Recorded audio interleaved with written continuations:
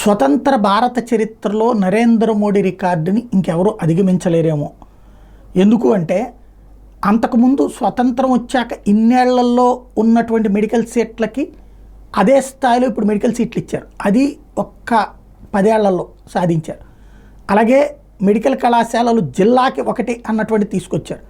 యాక్చువల్గా ఇక్కడ ఏం జరుగుతున్నదంటే మన దగ్గర డాక్టర్ చదవడానికి చాలామంది ఇంట్రెస్టెడ్గా ఉన్న అవకాశాలు లభించకపోవడం వల్ల ఏ రష్యాకో ఉక్రెయిన్కో దిక్కుమాలిన దేశాలకు కూడా వెళ్ళి అక్కడ చదువుతూ ఉన్నారు.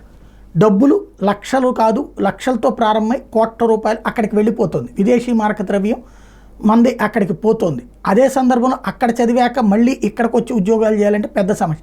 యూరప్ దేశాలకు సంబంధించినటువంటి యూనివర్సిటీల్లో ఉద్యోగాలు చదువు పూర్తయితే అక్కడ ఓకే, అది ఒక 5% 10% అంటే మిగతా 90% చివరికి పాకిస్తాన్ బంగ్లాదేశ్లో కూడా మెడికల్ కోర్సులు చేసేస్తున్నారు. ఆ తర్వాత ఇక్కడ medical council of India exams రాసి ఇదంతా అయ్యేటప్పటికి చాలా తతంగా ఉంటుంది. అయినా కూడా డాక్టర్ అనేటటువంటి డిగ్రీ చేతిలో ఉంటుంది.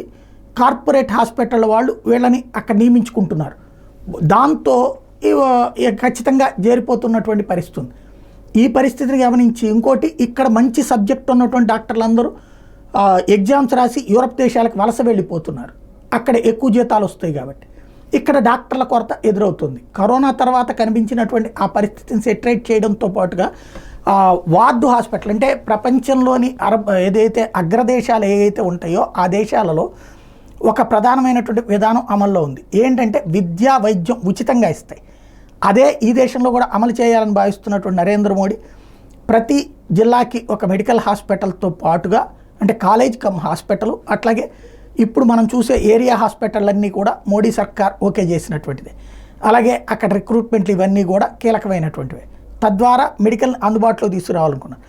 ఇప్పుడు అందుకనినే నరేంద్ర మోడీ ఇంకొక కీలకమైనటువంటి నిర్ణయం తీసుకున్నారు. స్వతంత్ర దినోత్సవం వేడుకలో ఎర్రకోట మీద వేదికగా 75,000 కొత్త మెడికల్ సీట్లని రాబోయేటటువంటి రోజుల్లో 5 ఏళ్లలో ఇస్తానని ప్రకటించారు. 75,000 మెడికల్ సీట్లు సృష్టిస్తామని ప్రకటించారు. ఇది సంచలనాత్మకమైనటువంటి అంశం, ఆషామాషి కాదు. ఇది సక్సెస్ అయితే వేలాది మంది వైద్యులు పుట్టుకొస్తారు.